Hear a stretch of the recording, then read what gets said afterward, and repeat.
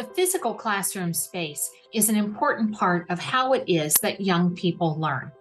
Hi, I'm Nancy Frey, one of the co-authors, along with Doug Fisher, of the educational leadership column, Show and Tell. In the video that accompanies this column, we'll join fourth grade teacher Sarah Ortega as she gives us a tour of her classroom.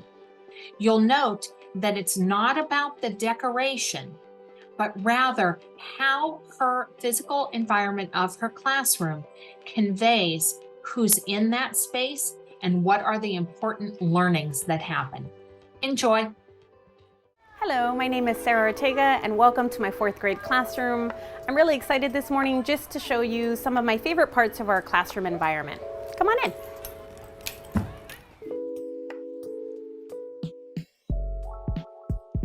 These are our classroom agreements. We're really proud of these. The students spent considerable time at the beginning of the year developing and creating these classroom agreements. They really are the foundation of all of the work that we do. And so, for example, the students decided on and voted on several of them.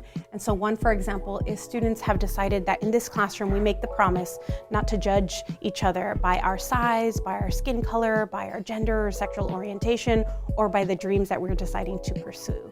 So the students really took some time to develop these, and so they really are the promises that we're making to each other in terms of how we behave and how we act with each other.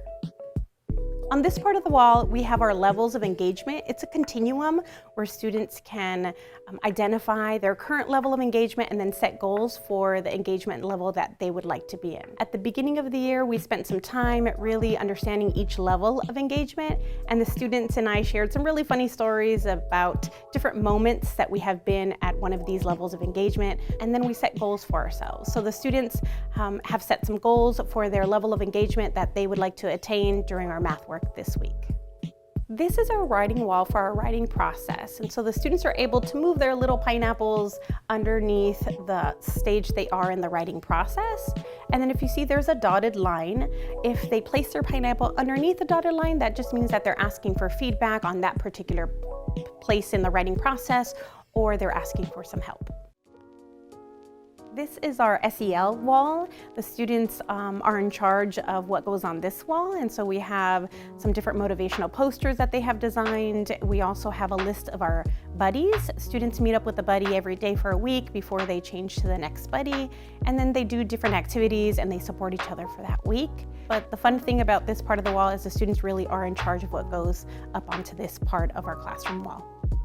It's really important in our classroom community to display student work. So in our classroom, we have clipboards underneath each of the students' names and pictures, and they get to choose a writing that they're proud of, that they're most proud of, that gets displayed under the genre that we're working under at that time. This wall covers our learning intentions and success criteria for the work that we do in reading. So the students first answer the question, what we're learning, and then I try to provide some kind of visual that helps cue them in. So this is an analogy we're using.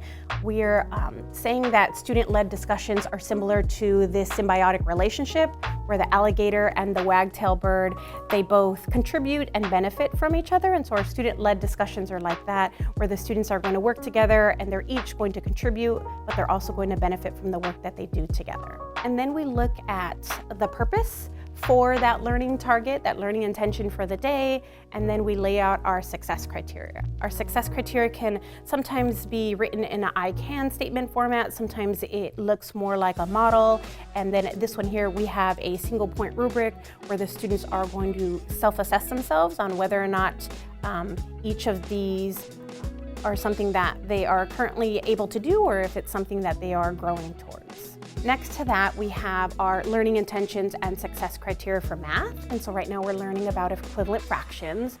Then we talk about the purpose for that learning. The students need to know that they need to learn about equivalent fractions because we'll be working on adding and subtracting fractions with unlike denominators next week. And then here we have our success criteria written as some I can statements. And then we have our sentence frames here at the bottom. I've chosen to use a really large space for that, and so that was a teacher decision that I made because it's something that we referred to throughout our lesson, and so I really needed to be large for all of our students to see. We're going to take a look now at our feedback sentence frames. The students are really using the learning intentions, the success criteria to ask for feedback and to give feedback. Our feedback is really connected to our success criteria. So that's why I have the feedback frames right next to our learning intentions and success criteria. This is our language arts wall, and so it really is a resource for our students to be able to find help charts and graphic organizers that they can use to support them be self-sufficient in the classroom. So the students know, for example, that where it says writing rubric, this is where they'll be able to find the rubric that they need for the genre of writing that we're working on. Where it says graphic organizer, when we were working on narrative, they know to find their narrative graphic organizer here. Right now we're on informative, and so the students know that they can find a sample of what a graphic organizer could look like for the writing that they're doing. So we also have sentence frames that students can use when they're speaking in their groups and also in their writing. The students in reading are currently working on reciprocal teaching, and so we have a help chart that reminds them of what the 4 roles are with reciprocal teaching.